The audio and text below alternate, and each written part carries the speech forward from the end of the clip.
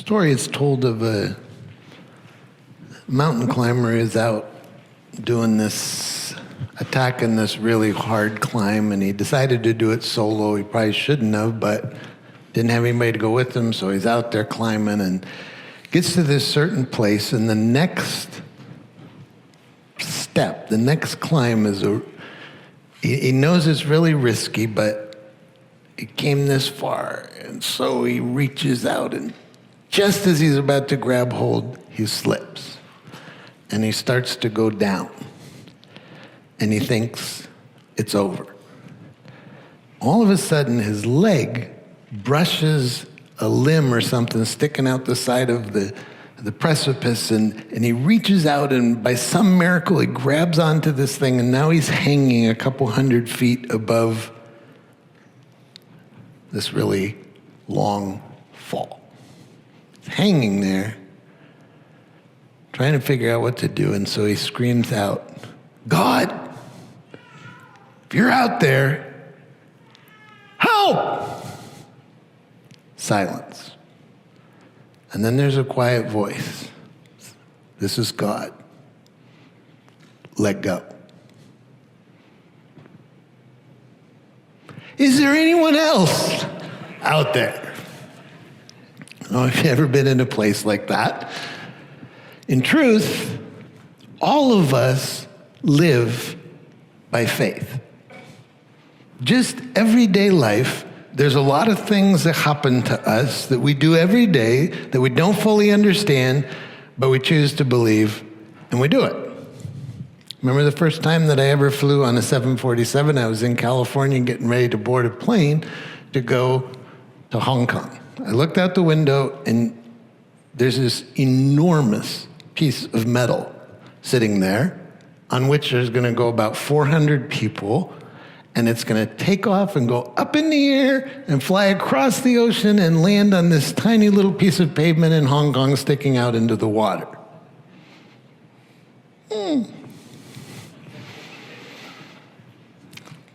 Takes a certain amount of faith. 747 is not the biggest airplane anymore. Airbus has now built a 380 when you look at the numbers, it's staggering. If they fill it full of fuel, it holds 560,000 pounds of fuel. That's a lot. Holds about 550 passengers. If it's at its total weight, it is 1,230,000 pounds. It's a lot to get up in the air. Imagine if tomorrow you're flying, you go to Cleveland, you're going to fly across the country, and you get there, you go to your gate, and you hand in your boarding pass, and the person who takes your boarding pass says, "Actually, this boarding pass is only valid if you can explain the aerodynamics that allow this thing to fly." There's maybe one person in the room this morning that can do that, and I'm not going to point at him. But other than that, most of us would be going, "Yeah, I have no idea." And the person looks at you and says, "I am really sorry, but if you don't understand how this works, why would you ever want to get on there?" But you don't really think about it. You just get on the plane. It's by faith. Actually, it's not just in everyday life. It's even more true in your life with God. There are things that you have to receive by faith.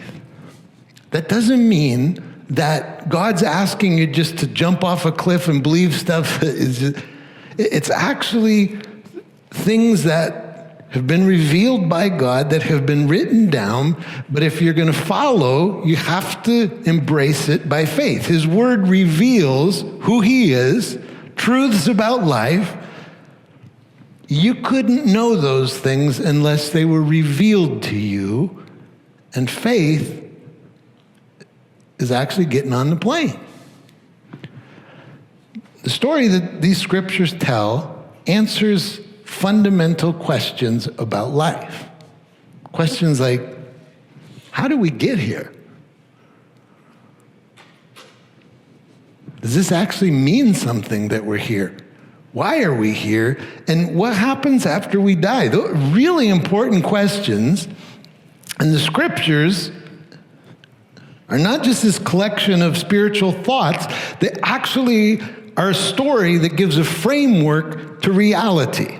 It makes sense. But if you're going to receive it, you have to receive it by faith. What's the story? Well, big picture, this is what the story is. It begins with creation. It says that God opened his mouth and spoke into being everything that you see. At the end of the creation, he created us, men and women, his image bearers, in whom lives the very image of God. And he placed Adam and Eve, the first parents, in a garden, and he entrusted to them to manage the planet that he had created. And it went really well. They communed with him. It was beautiful. And then it says in the story that they chose to disobey, to rebel against God. And when that happened, this beautiful thing that was separated. We were separated from him. And so the agony that we continue to know started right there. Well, the story says that God prepared a plan over centuries, and at just the right time, he sends Jesus, his son, into the story. And he lives with us, and for 33 years is the only human being that ever lived that never sinned. And at the end of 33 years, he was crucified. He died. Why?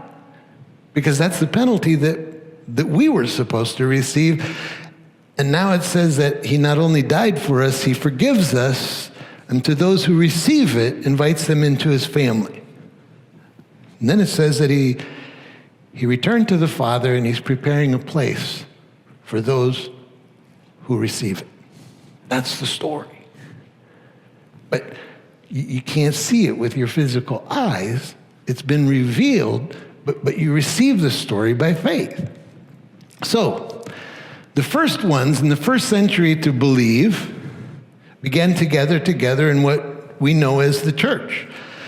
The last part of this book is a bunch of letters written to these churches. One of them is called the Book of Hebrews, was written to a group of Christians in the first century.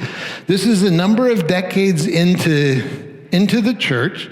They had put their faith in Christ. They had accepted the gospel message, and they had begun to walk. And now a few decades in, they're starting to waver in their faith. They're starting to go, did we make the right decision? Why? Well, there's a couple reasons. One is because it says in chapter 10 that they had seen a number of their people persecuted, put in prison, some even put to death. Start to make their faith waver. Also, they're just starting to ask themselves, did we understand right? They're not only living with ridicule and doubts, but just wondering if they got this right. So they're being tempted to abandon their faith, and the writer to the Hebrews writes to them and says, don't stop now. And he's challenging them to hold on to their faith. So, this letter, chapter 11, he tells the story of a bunch of people that walked in it, walked through just unbelievable things and kept the faith. But before we look at their stories, I want to look at the introduction to chapter 11. You may be here this morning, and you know what? We're not really at a place where we're persecuted for our faith, but it is getting harder to live faith in this context. Like, if you really want to live according to what's revealed here, it's getting more and more difficult. To us, the writer to the Hebrews would say, keep hanging on. You got it. Or maybe you're here this morning and you're struggling in a relationship in your family or with somebody you love, and you've prayed, you've sought God, you've tried everything, and nothing's working. The writer to the Hebrews would say that don't lose faith. Keep hanging on. Maybe you're fighting with an illness and you cried out to God, you've asked God, and for whatever reason, it just seems like at this moment, he's not hearing you. Hold on.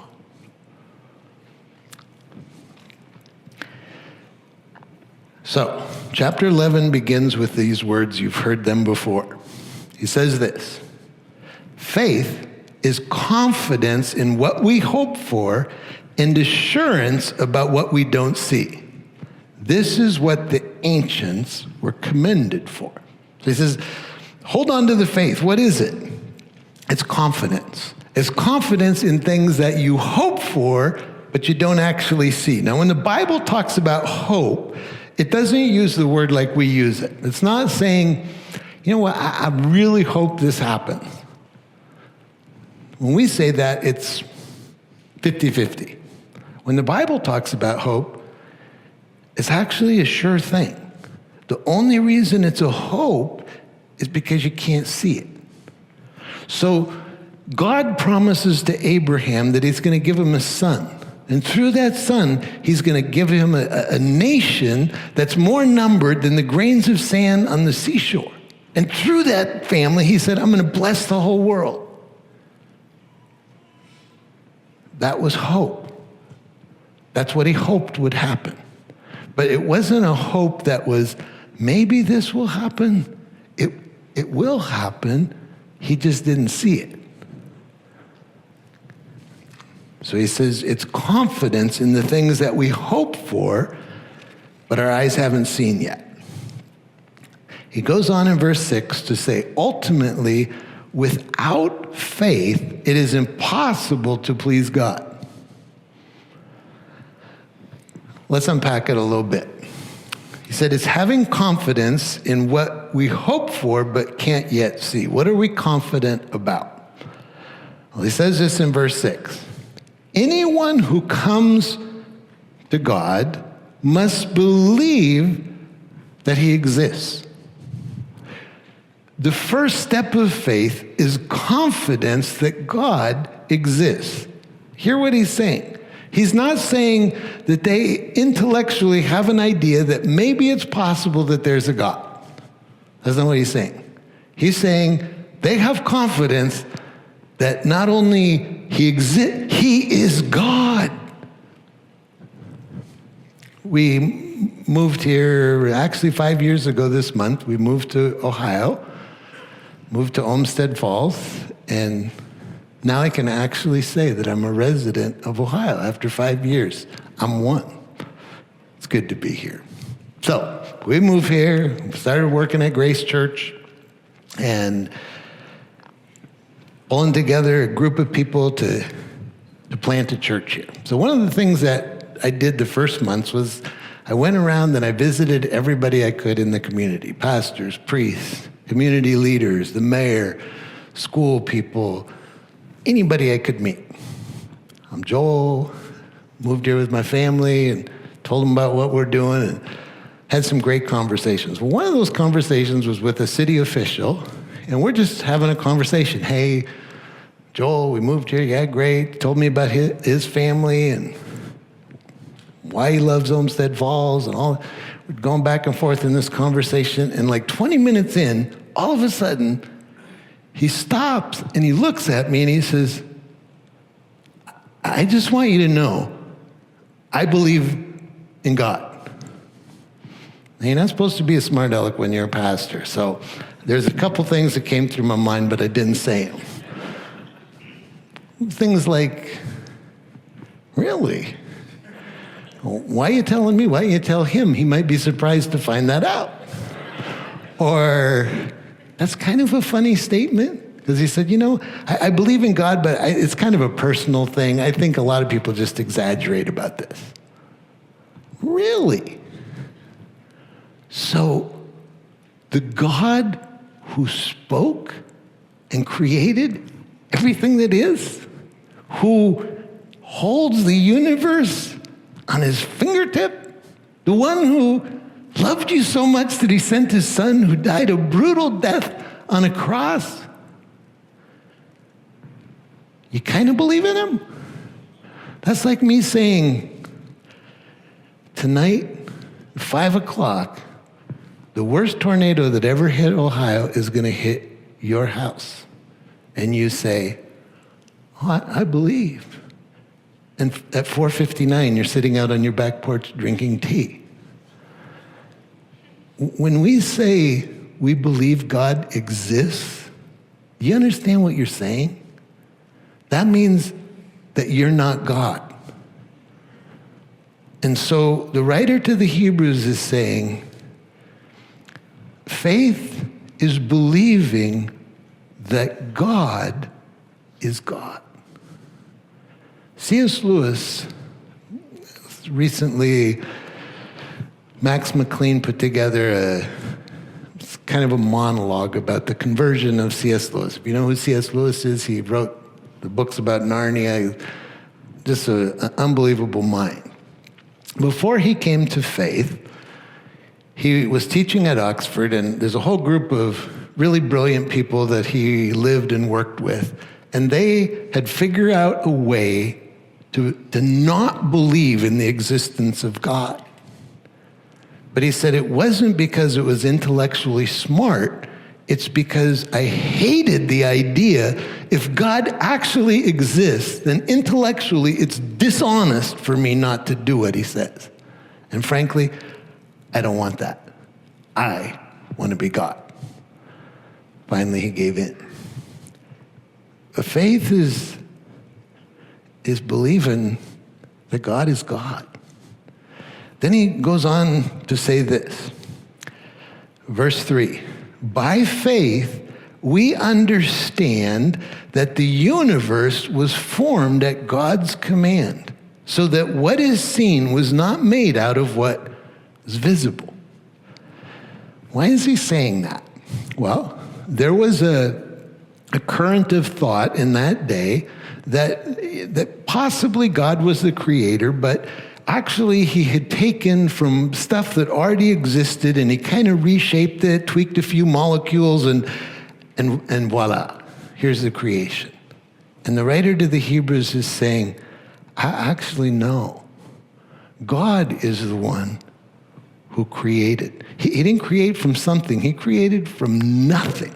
He is the creator, the maker, the designer. And he says it's by faith that you believe that.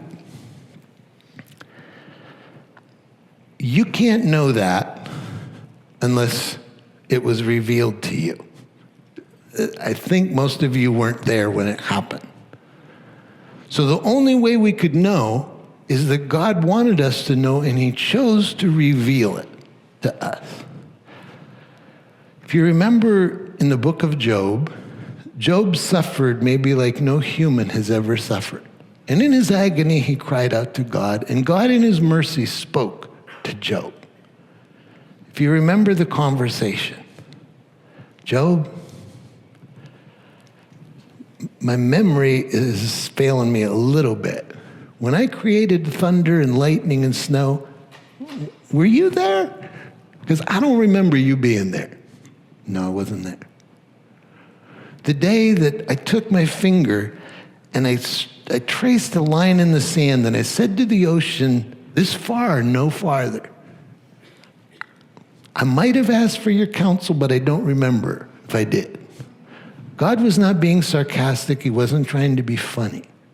He was simply saying to Job, I got this. I'm actually the one that holds this all in my hands.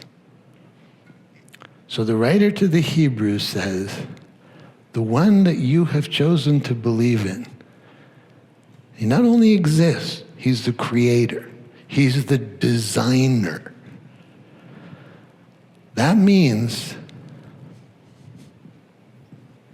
that we submit to him.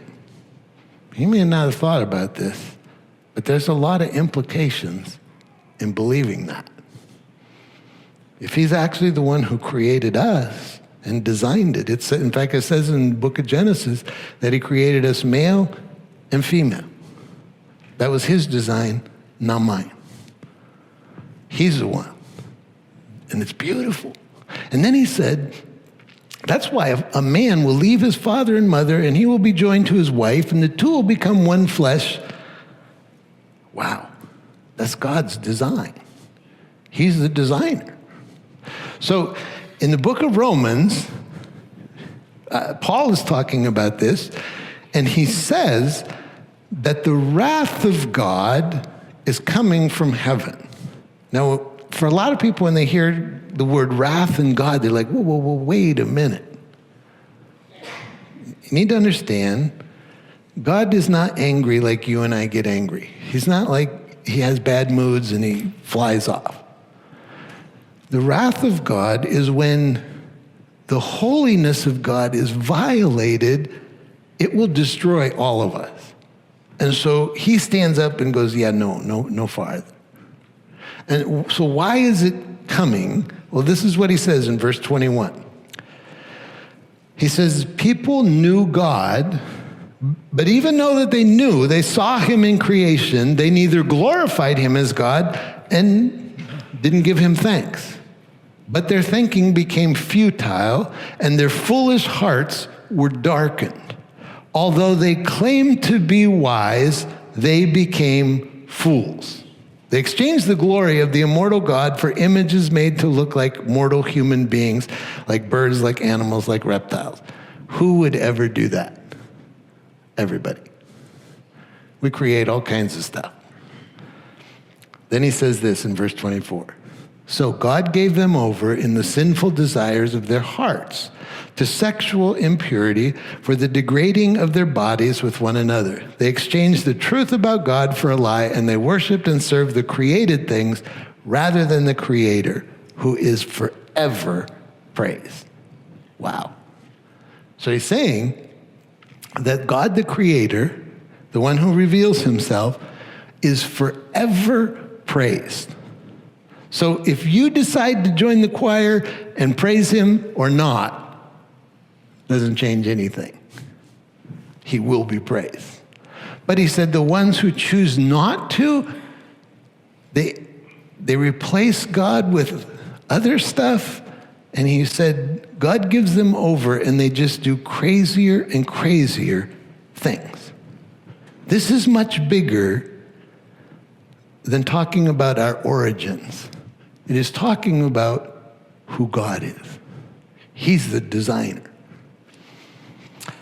So he says, believes that God exists, believes that God is the creator, and then lastly in verse 6, he says, there's a confidence that he will reward those who seek him. He says it like this: without faith, it is impossible to please God, because anyone who comes to God must believe that he exists and that he rewards those who earnestly seek him. This is where they were struggling in their faith. Probably everybody who comes to faith, you have in your mind, okay, this is what this is going to look like now. And then you get into it and you, oh, wait a minute. Why? And he says, believes that he is the rewarder of those who seek him. But the reward doesn't look like what we think a reward would look like. We think a reward means that your kids always do the right thing. You never have financial problems. That's not the kind of... The reward he's talking about is way deeper than all of that. What is it? Well, the first reward that he talks about is Jesus. He begins this letter, chapter 1, he says this. He says, back in the past, God spoke. He spoke to our forefathers. He spoke through creation. He spoke through the prophets. So he would send a message. He would send a prophet with the message. But he says, in these days, he has spoken to us eloquently in his son, Jesus. You want to know who God is? You want to know what God thinks? You want what God says? There it is. It's in his son. And the reward is him. So in Hebrews 10, he's encouraging them because some of their people have been put in prison, some have been beaten. And he says this, therefore, brothers and sisters, since we have confidence to enter the most holy place by the blood of Jesus, by a new and a living way opened for us through the curtain that is his body, since we have a great high priest over the house of God, let us draw near to God with a sincere heart and full assurance that the faith brings, having our hearts sprinkled to cleanse us from a guilty conscience, having our bodies washed with pure water. Let us hold unswervingly to the hope we profess, for he who promised is faithful. What's the reward? God. What was lost in the garden? What was lost was communion with God. Just the very thing we were created for, to be with God, it was lost.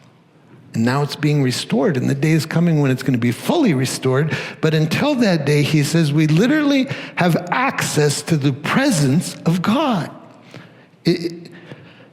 Some of you maybe heard those words and you're like, what is he talking about?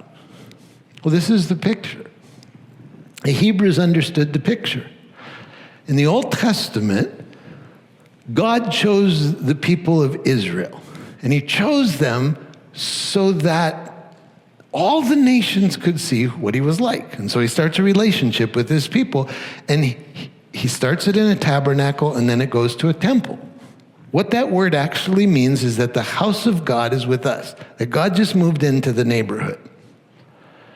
If you walked into the temple, there was this large courtyard with, right in the front of it was an altar where the sacrifices happened. So every day, all the time, there were these sacrifices of animals for the sins of God's people. Then you would go around the altar and you head into the interior, and there's a place that was called the holy place. And then right behind that was the Holy of Holies. And it was closed with a curtain. Why? Because that was the one place on planet Earth where the presence of God dwelled in its fullness. He came to live among his people. This people was known not because they were just the most amazing, because God lived there. So they knew that God's presence was in that place, but they couldn't go in there. Because where God dwells, nothing impure can enter. So if somebody walks in there and touches the altar or just walks into the presence of God, finished. Once a year, they would go through this whole system of sacrifices. When it was all completed, the high priest, dressed very specifically, done all these sacrifices, he enters in to pour blood on the altar one time for all the people. When he went in, they would tie a rope to his ankle. You would probably do the same thing. Because if he doesn't come back out, who's going in? You just pull him out. But there was nobody in all of Israel who didn't understand that God was holy. And that his presence, the most beautiful place that anyone can be, is in the presence of God. Because in the presence of God, there's only peace. There's joy. There's rightness. There's holiness. It can't be otherwise. And he says, because of Jesus, you can enter there with confidence. Well, you've read the story. The day that Jesus died, he was given as a sacrifice for us. And it says that when he was crucified, at the moment that he died, in the temple, in between the Holy of Holies and the holy place, the curtain, which they said if you took took 2 teams of horses with ropes and attached them to the 2 sides of the curtain, they couldn't rip the curtain. But at the moment that Jesus died, boom, from the top to the bottom, the curtain ripped open. And the presence of God poured out. And it says, because of the blood of Jesus, it is now accessible to anybody. The day is coming when it will be in all its fullness. But today, you can know the presence of God. There's access to God. So, what is the reward? The first reward is no matter where you're walking, no matter where you are, physically, geographically, spiritually, God's presence is available. The reward, he says, is not just right now. You see, they could only walk in God's presence and know God's presence when they walked in holiness. Jesus has now become our holiness, but if you want to walk in his presence, you daily have to choose his presence. What do I mean? Somebody offends you. They curse you. You got to choose. Where are you going to walk? You're giving access to whoever you choose to walk with. You want to bring vengeance and curse them back? Go ahead. You've just walked away from the presence of God. But if you believe these words, that's what he's saying, if you have faith that this is true, Jesus says, when somebody curses you, bless them. You're going, Pastor, you don't know who I'm dealing with here. Read the story about the cross. If you got worse than that, bring it. Bless them. When you do that, he says, you're walking in the presence of God. So the reward is that even on this side of heaven, we can know his presence. But then he goes on to say this. Don't throw away your confidence because it will be richly rewarded. You need to persevere so that when you have done the will of God, you will receive what he has promised.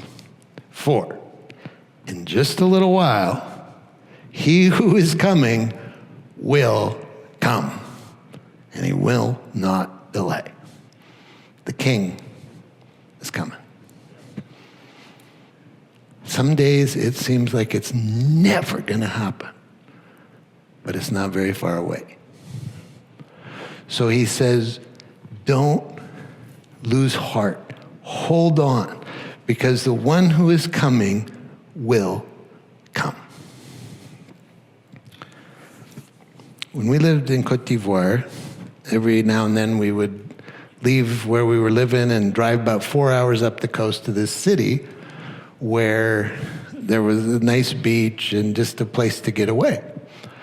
It was also the center of that region of the country, and in every one of those places, the president, who was the president at that time, had a house. So whenever he traveled anywhere in the country, there was a house that he would go to. So one day, Ellen and I are out for a walk, and we walk up this hill, and we get to the top, and there's this beautiful house. Somebody said, "Oh, this is the president's house." So I went to look. This guy's at the gate, just beautiful. I mean, there's a swimming pool and palm trees and just everything immaculate. Start talking, "Hey, is the president coming soon?" "We don't know." "What do you mean we?" "Oh, there's like 15 of us that work here." "Really?" "Well, yeah, there's the gardeners and the cooks and this whole team of people." "Oh, so the president comes a lot?" "Actually, he hasn't been here for about 1.5 years. "Really?" When's the next time he's coming? We never know. We just got to be ready. Because when he comes, he's here. When's he coming? I don't know. But it's not far away. And so he says, don't lose hope. All of us live by faith. He's asking us by faith to embrace what he's revealed to us, that he exists, that he's the creator, that he's made a way for us to walk into his presence. Not everybody believes that, but everybody lives by faith. A lot of people don't ever even think about it. They just kind of live their life and, you know what, I hope that's faith. But he's saying, believe this. And the day is coming. So I want to say to you this morning, if you're here and you've never actually taken that step of faith where you've said, you know what, I get it and I believe it. Can I just encourage you? You can stand there and look at the airplane all day. You can even explain how it flies and how nice it is. But at some point, you got to get on the plane. That's what faith is. And the writer to the Hebrews is saying, it's actually that pleases God. Because he's good. He did all of this for you. He extends it to you as a gift. If you're here this morning and you've never done that, I want to encourage you, don't leave here this morning without reaching out to him in faith. I'd love to pray with you after the service. But for all of us, wherever you are in the journey, the writer to the Hebrews is saying to us, hold on. Keep walking. We're going to look at the stories over the next few weeks of some incredible people of faith.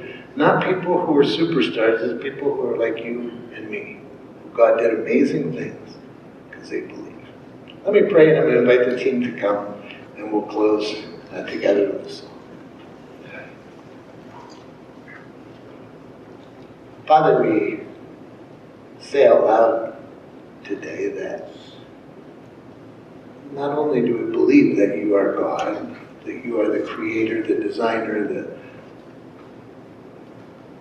Father, our Savior, but that you are good.